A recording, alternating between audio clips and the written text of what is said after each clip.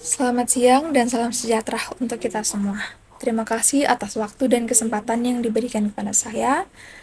Saya Christina Laurencia dari jurusan Desain Komunikasi Visual. Pada kesempatan ini saya akan mempresentasikan materi bahasa Indonesia yang berjudulkan Ragam Bahasa Indonesia. Selanjutnya, apa yang dimaksud dengan ragam bahasa? Ragam bahasa merupakan variasi bahasa menurut pemakaian yang berbeda-beda, menurut topik yang dibicarakan, menurut hubungan pembicara, kawan pembicara, orang yang dibicarakan, serta menurut medium pembicara. Selanjutnya, ragam bahasa ini dibagi menjadi 4 bagian. Yang pertama ada ragam bahasa lisan, yang kedua ada ragam bahasa tulis, yang ketiga ragam baku, dan yang keempat ragam tidak baku.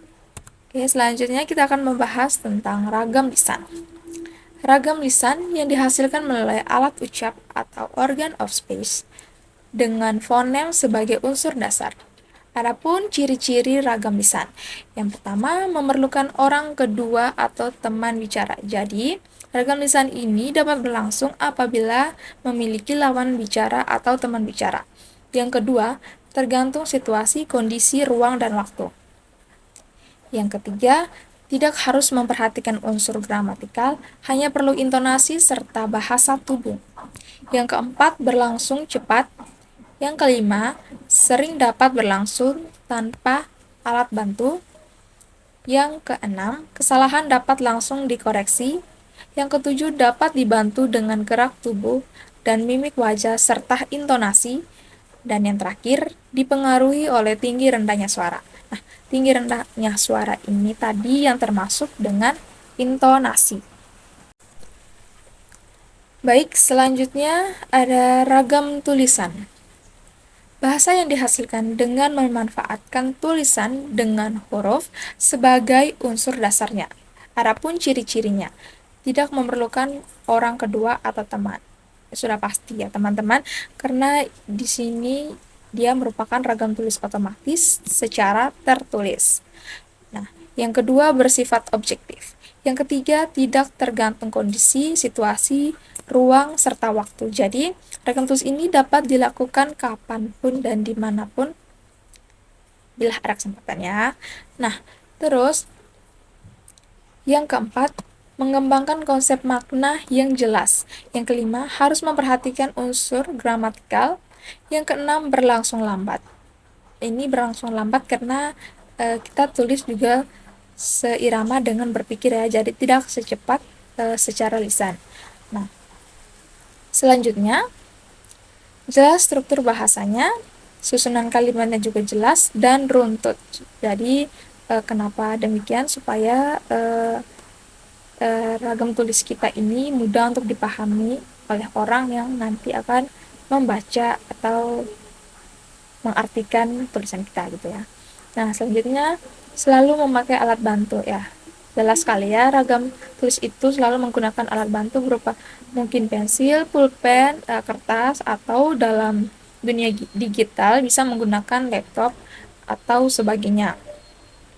Nah, selanjutnya kesalahan tidak dapat langsung dikoreksi, dan yang terakhir tidak dapat dibantu dengan gerak tubuh atau mimik muka, hanya terbantu dengan tanda baca karena ini secara tulisan. Oke, selanjutnya di sini juga merupakan ada kelebihan dan kekurangan dari ragam tulis tersebut. Yang pertama, dari kelebihan dulu, informasi yang disajikan bisa dipilih untuk dikemas sebagai media yang menarik. Yang kedua, umumnya memiliki kedekatan budaya dengan kehidupan masyarakat. Berarti ini yang bersifat relate ya. Terus yang ketiga, dapat digunakan untuk menyampaikan maksud dan membeberkan informasi. Nah, adapun kelemahannya, yang pertama ada alat atau sarana yang memperjelas pengertian seperti bahasa lisan tidak ada. Akibatnya, bahasa tulisan harus disusun lebih sempurna.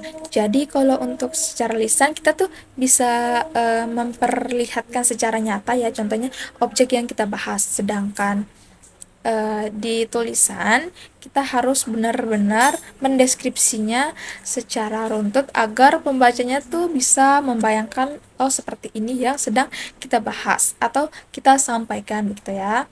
Terus yang kedua, tidak mampu menyajikan berita secara lugas, jernih dan jujur jika harus mengikuti kaidah-kaidah bahasa yang dianggap cenderung miskin daya pikat dan nilai jual tersebut. Oke, selanjutnya ada ragam baku dan ragam non-baku. Ragam baku adalah ragam yang dilembagakan dan diakui oleh sebagian besar pemakainya sebagai bahasa resmi dan sebagai kerangka acuan norma bahasa dalam penggunaannya. Jadi, ragam baku ini biasanya digunakan pada acara-acara formal ya, atau seperti surat-surat yang formal, surat-surat untuk kepala sekolah mungkin, untuk lembaga-lembaga gitu ya, berarti harus menggunakan ragam baku. Nah, selanjutnya ragam tidak baku atau non baku adalah ragam yang menyimpang dari norma baku. Nah, biasanya ini dibuat untuk teman, kenalan-kenalan, ataupun sanak saudara ya. Jadi ini bersifatnya lebih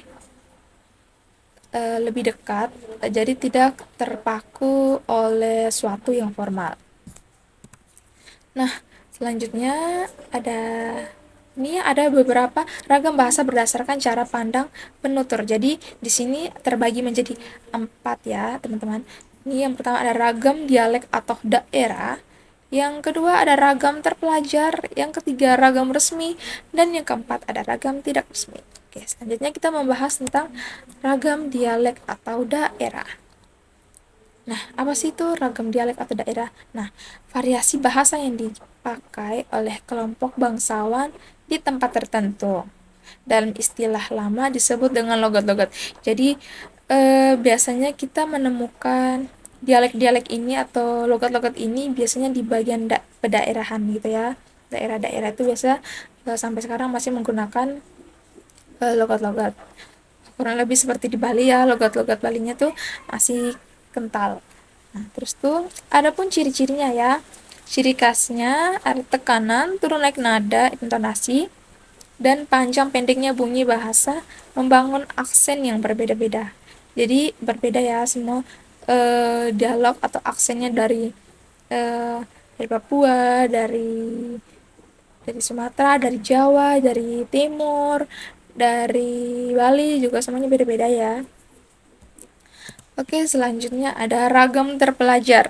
Nah, selanjutnya ada ragam terpelajar. Bahasa yang digunakan oleh kelompok penutur berpendidikan.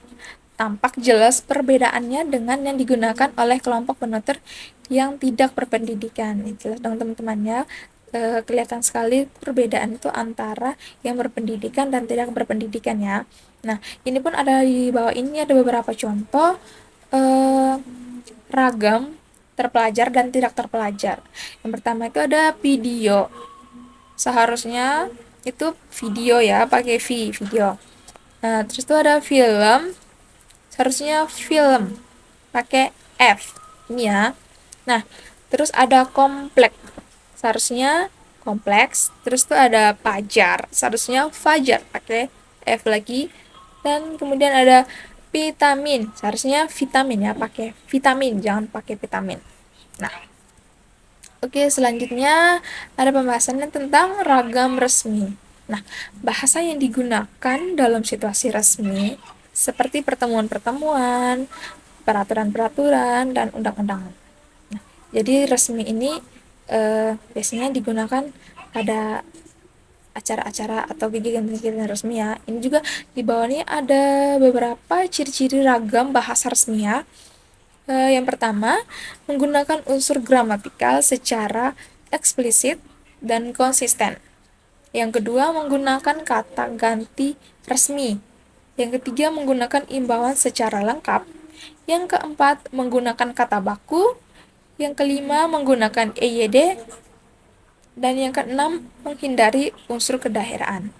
Nah, ini teman-teman, jadi ragam resmi ini sangat tidak diperkenankan kita menggunakan logat ya, supaya tidak terjadinya kesalahpahaman seseorang menanggapi atau menangkap apa yang kita maksud gitu.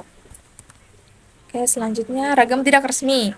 Nah, bahasa yang digunakan dalam situasi tak resmi seperti dalam pergaulan dan percakapan pribadi. Nah, ini biasa kita digunakan untuk sesama teman, dengan orang tua juga kadang-kadang gitu ya. Nah, terus untuk adik atau kenalan-kenalan itu supaya lebih apa ya, istilahnya tuh lebih dekat, lebih akrab gitu ya. Nah, ciri-ciri ragam bahasa tidak resmi itu semuanya kebalikan dari yang ragam resmi tadi ya.